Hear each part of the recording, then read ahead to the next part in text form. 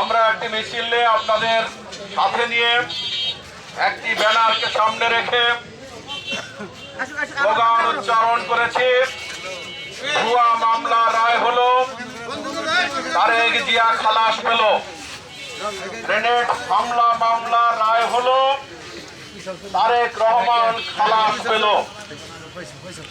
এটি আজকে আমাদের মূল আলোচ্য বিষয়। আপনারা জানেন হাসিনা সরকার বাংলাদেশ জাতীয়তাবাদী দলের অসংখ্য নেতা কর্মী সমর্থক, পেশাজীবী, বুদ্ধিজীবী, সাংবাদিক, সাহিত্যিক, বিএনপি শুভাকাঙ্ক্ষীদের বিরুদ্ধে মামলা করে সারা দেশটাকে কারাগারে পরিণত করে ফেলেছিল। বন্ধুরা, প্রিয় ভাইরা, আপনারা জানেন 21 আগস্ট বাংলাদেশের ইতিহাসে একটি কলঙ্কের মাস। এই মাসে শেখ হাসিনা যখন ঢাকার বুকে সমাবেশ করতেছিলেন, তখন এক শক্তিশালী গ্রেনেড হামলা হয়। সেই হামলায় যারা জড়িত ছিল, বিএনপি তাদের বিরুদ্ধে মামলা করেছিল ওই সময়। কিন্তু শেখ হাসিনা প্রতিহিংসার বশবর্তী হয়ে জিয়া পরিবারকে বাংলাদেশের মাটি থেকে নিচ্ছিন্ন করার লক্ষ্যে ক্ষমতায় সমাসীন হয়ে গ্রেনেড হামলা মামলার চার্জশিট ফিরিয়ে দিয়ে তাদের পছন্দের একজন গোয়েন্দা কর্মকর্তা, সেই সময়ের ডিবি প্রধান আব্দুল কাহারকে আবার চুক্তিভিত্তিক নিয়োগ দিয়ে শুধুমাত্র তারেক রহমানকে ফাঁসি দেওয়ার জন্য, লুৎফুজ্জামান বাবরকে ফাঁসি দেওয়ার জন্য এই গ্রেনেড হামলা মামলায় তাকে আসামি করা হয়েছিল। রাখে আল্লাহ মারিকে। আজকে ফ্যাসিস্ট হাসিনার পতন না হলে এই কয়েক মাসের মধ্যেই মামলা রায় চূড়ান্ত করে ফরমাইশি আদেশ দিয়ে বিচারককে বাধ্য করে তারেক জিয়াকে এই মামলায় ফাঁসির আসামি হিসাবে ঘোষণা করে ফাঁসি কাস্টে ঝুলাতেই ফ্যাসিস্ট শেখ হাসিনা। প্রিয় ভাইরা, ভয় নাই। আল্লাহ রহমত, আল্লাহ জিয়া পরিবারের সম্মান রক্ষা করার মালিক। আল্লাহ বেগম জিয়ার ইজ্জত সম্মান বৃদ্ধি করার একমাত্র মালিক। যিনি আসমান জমিনের মালিক, তিনি সকল ঘটনার ফয়সালাকারী। কোরআনের একটি সুস্পষ্ট আয়াত, লাহু মুলকুস সামাওয়াতি ওয়াল আরদ ওয়া ইলাল্লাহি তুরজাউল উমুর। এর অর্থ হলো আসমান জমিনের রাজা ধীরাজ্যের একমাত্র বাদশাহ আল্লাহ রহমানুর রহিম, যিনি মহান সত্তার অধিকারী। আর সকল মীমাংসাই হলো তার হাতে, তিনি একমাত্র সবকিছুর ফয়সালাকারী।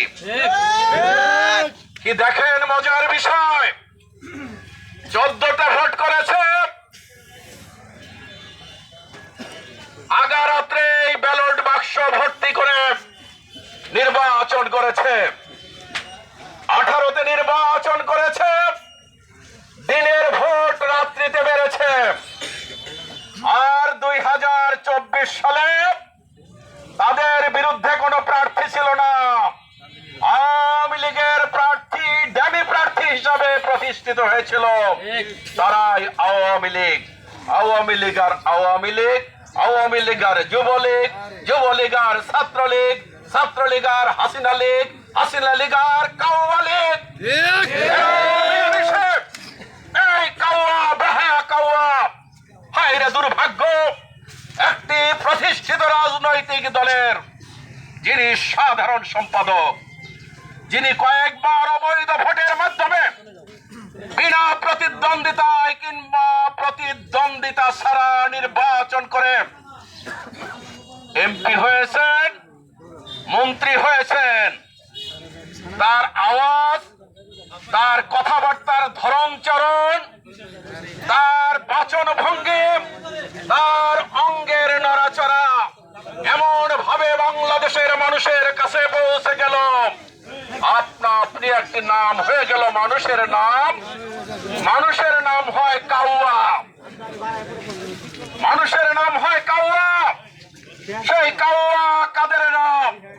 অশ্লীল ভাষায় আপনাদের আমাদের প্রিয় নেত্রী বেগম খালেদা জিয়াকে অপমান অসম্মান করেছে। এই কাউয়া কাদের আর তার নেত্রী পৃথিবীর শ্রেষ্ঠ খুনি ফ্যাসিস্ট জালেম শেখ হাসিনা, সে বেগম খালেদা জিয়া আর বর্তমান তত্ত্বাবধায়ক কিংবা অন্তর্বর্তী সরকারের প্রধান উপদেষ্টা একজন নোবেল বিজয়ী বিশ্ব বরেণ্য সম্মানিত ব্যক্তি ডক্টর ইউনূসকে যেভাবে হেনস্থা করেছেন, বলেছেন পদ্মা ব্রিজ মানুষের পকেটের টাকা লুটপাট করে পদ্মা ব্রিজ বানিয়েছেন। 10,000 টাকার ব্রিজে 10,000 কোটি টাকা। প্রাক্কলিত ব্রিজের যে কাজ ছিল সেই ব্রিজ শেষ করেছে 35,000 কোটি টাকা দিয়ে। মাঝখানের টাকা কোথায় গেল? আওয়ামী লীগের চোরেরা, যুবলীগের চোরেরা, ছাত্রলীগের চোরেরা, আওয়ামী লীগের দোসরেরা এই টাকা পয়সা চুরি করে দেশ থেকে পাচার করে দিয়েছে।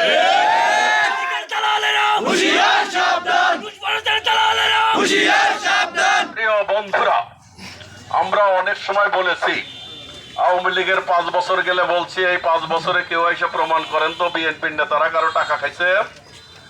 12 বছরে বলেছি এক যুগ হয়ে গেল আওয়ামী লীগ ক্ষমতায়, কারো সাহস থাকলে বিএনপির নেতার বিরুদ্ধে অভিযোগ দায়ের করেন প্রকাশ্যে কিংবা আদালতে অথবা থানায়।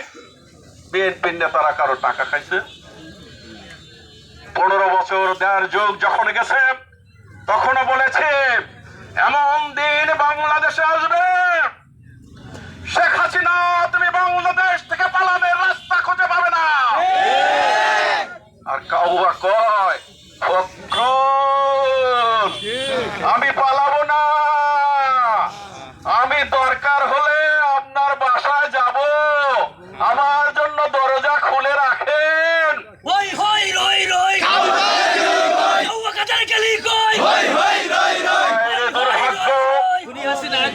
জাতির দুর্ভাগ্য না, এ দুর্ভাগ্য হলো আওয়ামী লীগের, এই দুর্ভাগ্য হলো শেখ হাসিনার, এই দুর্ভাগ্য হলো কাউয়া কাদেরদের। প্রিয় ভাইরা, হাসিনা পালানের রাস্তা পায় না, গণভবনে হেলিকপ্টার নামানো হয়েছে, সেই বিশেষ হেলিকপ্টারের আরোহী হয়ে উনি চলে গেলেন একেবারেই দাদার কাছে হাত রেখে মোলাকাত করার জন্য না ঢলাঢলি করার জন্য।